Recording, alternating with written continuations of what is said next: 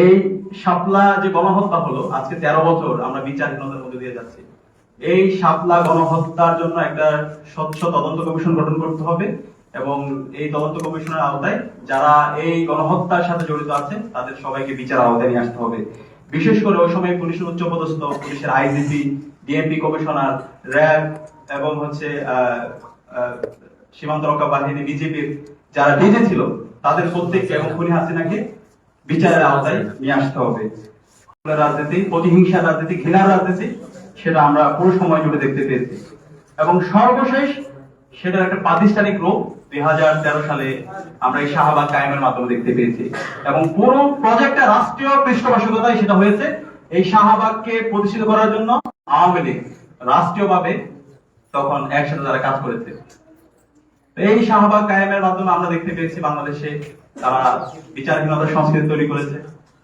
তারা ডিহিউম্যানাইজেশনের যে সংস্কৃতি সেটার একটা প্রাতিষ্ঠানিক রূপ দিয়েছে এবং তখন থেকে আমরা দেখতে পেয়েছি এই শিবির অথবা জামাত এই পরিচয়ে যে কোনো নাগরিকের অধিকার হরণ করা বৈধ, কাউকে ট্যাগ দিয়ে তাকে মেরে ফেলা বৈধ এবং সে মারার পরে আবার সেলিব্রেশন করাও বৈধ।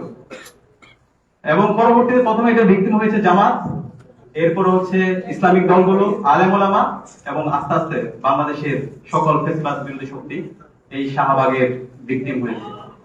এবং এই শাহবাগী যে শক্তি যখন আল্লাহ এবং আল্লাহ রাসূল সাল্লাল্লাহু আলাইহি ওয়াসাল্লামকে নিয়ে ক্রমান্বয়ে বিভিন্ন ধরনের তাদের ব্লগের মাধ্যমে কুৎসিত মন্তব্য করছিল এবং কথিত যুদ্ধাপরাধের বিচারের নামে যে অবিচার করছিল, জাতীয় নেতৃবৃন্দকে যখন হত্যা করছিল এবং তাদেরকে বিভিন্নভাবে ব্যঙ্গাত্মকভাবে দাড়ি, টুপি, ইসলামের সিম্বল গুলোকে যখন তারা প্রবলেমাটাইজ এবং ক্রিমিনালাইজ করছিল, তখন তার বিরুদ্ধে তার প্রতিবাদে দেশের সর্বস্তর নাগরিকরা, আলেম ওলামারা, মাদ্রাসার শিক্ষার্থীরা, ছাত্ররা তারা শাপলায় একত্রিত হয়েছিল এবং সেই শাপলায় পাঁচেমে আমরা গণজাগরণ দেখতে পেয়েছি, গণজোয়ার দেখতে পেয়েছি।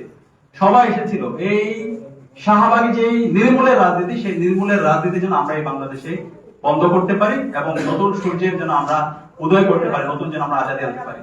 তো সেই 5 মে আপনাদের সবার মনে থাকার কথা, আমরা তখন ছোট ছিলাম, আমরা তখন দেখছিলাম, আমরাও গ্রামগঞ্জে তখন রাজপথে নেমেছিলাম। আমরা মসজিদে নামাজের পরে, যখন মাগরিবের নামাজের পর আমরা দেখতে পাচ্ছিলাম লাশের পর লাশ মসজিদে নিয়ে আসা হচ্ছিল। আল্লামা মামুনুল হক যখন বক্তব্য দিচ্ছিল, তখন সারা দেশের প্রত্যেকটা মসজিদে, আমি আমার এলাকা দেখতে পেয়েছি, প্রত্যেকটা মসজিদে মানুষ কান্না করছে, আমার মা বোনরা কান্না করছে, শিশুরা কান্না করছে। এই জালেম, এই হাসিনা, এই শাহবাগী, এই ঘৃণিত জীবীদের থেকে যেন আমরা এই দেশকে মুক্ত করতে পারি। তো সেদিন আমরা দেখতে পেয়েছি পুরো রাষ্ট্রীয় যন্ত্র এবং পার্শ্ববর্তী দেশের যে মেকানিজম, সেই মেকানিজম অনুযায়ী পুলিশ, র্যাব, বিজেপি এবং সবাইকে ব্যবহার করে এদেশের ইতিহাসে বর্বরচিত হত্যাকাণ্ড হয়েছে এবং সেই হত্যাকাণ্ডের সংখ্যা এখন পর্যন্ত আমরা আইডেন্টিফাই করতে পারিনি। এটা নিয়ে অনেক ধরনের সংখ্যার তারতম্য আছে।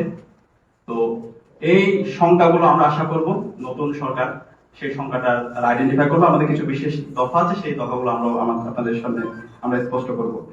তো আমরা এই শাপলায় গণহত্যা পরবর্তী আমরা পরবর্তীতে দেখতে পেলাম সারা দেশব্যাপী তারা এই শাহবাগী শক্তি, এই হাসিনার যে দানব হয়ে ওঠা, হাসিনার যে ফেসিবাদ, সেই ফেসিবাদকে তারা বৈধতা দেওয়ার জন্য তারা কাজ করলো।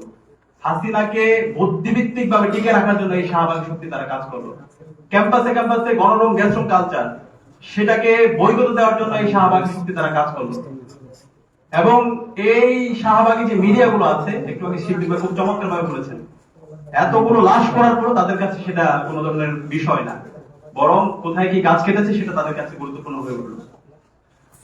তো এইভাবে মিডিয়া ফ্রেমিং এর মাধ্যমে আবার পুরো ফেসিবাদ বিরোধী শক্তিকে আবার হত্যাযোগ্য করা হলো এবং ক্যাম্পাসে শিবির সন্দেহে অসংখ্য শিক্ষার্থীদেরকে নির্মম নির্যাতন করা হলো এবং এই নির্যাতন এত প্রকট ছিল, কেউ যদি শিবির সন্দেহে কারো উপর হামলা করতো তখন কেউ কথা বলতো না, সবাই তাকে জাস্টিফাই করতো। এবং সর্বশেষ শহীদ আবরার ফাহাদের শাহাদাত পরবর্তী এরপরে সবাই একটু কথা বলা শুরু করলো, না শিবির সন্দেহে হলে কাউকে মারা যাবে না, কিন্তু কেউ যদি শিবির হয় তাকে তাহলে মারা যাবে, তখন সবাই আবার সাইলেন্ট থাকতো। এই শাহবাগী শক্তি এত নিকৃষ্ট ছিল, তারা এত বেশি নির্মূলের রাজনীতি করেছে। আজকে আমাদের এই জুলাই বিপ্লবের শহীদদেরকে বারবার স্মরণ করা দরকার। তাদের মাধ্যমে আজকে এই শাহবাগী শক্তিদের যে আস্ফালন ছিল, তাদের যে নির্মূলের রাজনীতি ছিল, সেটা অনেকাংশ বন্ধ হয়েছে। কিন্তু আজকে আমাদের ফেসিবাদ বিরোধী শক্তির বিভিন্ন ধরনের বিভাজনের কারণে এই শাহবাগী শক্তি তারা আবার ঐক্যবদ্ধ হওয়ার চেষ্টা করছে। তারা আমাদেরকে সেই ব্রিটিশদের যে ডিভাইড এন্ড রুল পলিসি, সেই পলিসিতে রেখে আবার আমাদেরকে বিভাজন করে তাদের সেই এজেন্ডা সেই দেশে তারা বাস্তবায়ন করতে চায়। তো সেই জায়গা থেকে আমি সবাইকে অনুরোধ করবো, আমাদেরকে এখনই ঐক্যবদ্ধ হতে হবে। এদেশের মাটি মানুষের যে সংস্কৃতি, এখানকার যে মুসলমানের যে সংস্কৃতি, সেই সংস্কৃতিকে বিনির্মাণ করার জন্য আমাদেরকে সবাইকে ঐক্যবদ্ধভাবে আমাদের কাজ করতে হবে এবং আমাদের শত্রু এবং মিত্রকে চিনতে ভুল করলে চলবে না। 54 বছর ধরে আমরা এটা বারবার ভুল করেছি। আমরা আমাদের যে শত্রু তাকে আমরা মিত্র ভেবেছি, মিত্রকে শত্রু ভেবেছি, এবং রাজনৈতিক দলগুলো এই শত্রুকে মিত্র ভাবার কারণে, তাদের ভুলের কারণে পুরো জাতিকে এটার মূল্য পরিশোধ করতে হয়েছে। সুতরাং আমরা আশা রাখবো এই নতুন বাংলাদেশে শাহবাগের বিচারের মাধ্যমে আমরা নতুন সংস্কৃতি বিনির্মাণ করবো ইনশাআল্লাহ। এবং একই সাথে আমাদের জায়গা থেকে, ডাকসুর জায়গা থেকে আমরা কয়েকটা দাবি আমরা সরকারের কাছে উপস্থাপন করতে চাই। প্রথমত দাবি হলো, এই শাপলা যে গণহত্যা হলো, আজকে 13 বছর আমরা বিচারহীনতার মধ্যে দিয়ে যাচ্ছি।